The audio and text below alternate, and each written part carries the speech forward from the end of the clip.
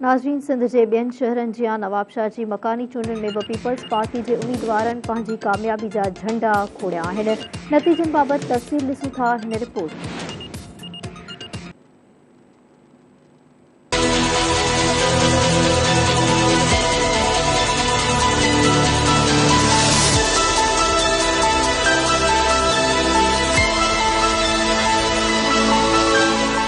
नंढी चूंड दौरान शहीद बेनज़ीराबाद डिवीज़न में पाकिस्तान पीपल्स पार्टी कामयाबी माणे वरती। नवाबशाह, सांगड़ ऐं नौशर फ़िरोज़ जे मोहब्बत सियाल में पीपी जा उम्मीदवार कामयाब थिया। नवाबशाह जे एचएम खोजा town union committee 5 ward number 4 जे गैर हतमी नतीजन मूजिब जनरल कौंसिल की सीट ते पाकिस्तान पीपल्स पार्टी के उम्मीदवार अब्दुल अजीज़ अंसारी 902 वोट खणी कामयाबी हासिल कई, जॾहिं त आज़ाद उम्मीदवार आज़ाद औरंगज़ेब अंसारी 10 वोट खणी 2 नंबर ते, आज़ाद उम्मीदवार खालिद कुरैशी 5 वोट खणी 3 नंबर ते रहियो।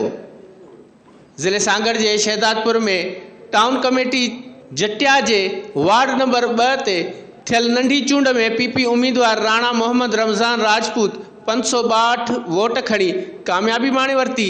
जीडीए उम्मीदवार राणा ज़ाहिद राजपूत रुगो 81 वोट हासिल कया। नौशर फ़िरोज़ जे यूसी मोहब्बत सियाल ते पोलिंग स्टेशन गुल मोहम्मद जमाली ते पीपी उम्मीदवार इसरार अहमद खुश्क 507 वोट खणी सोभमाणी, जॾहिं त आज़ाद उम्मीदवार मोहम्मद हसन खुश्क 413 वोट खया। पोलिंग स्टेशन खैर मोहम्मद कलोड़ो ते पीपी उम्मीदवार इसरार अहमद खुश्क 232 वोट खया, जॾहिं त आज़ाद उम्मीदवार मोहम्मद हसन खुश्क 47 वोट खणी सघियो।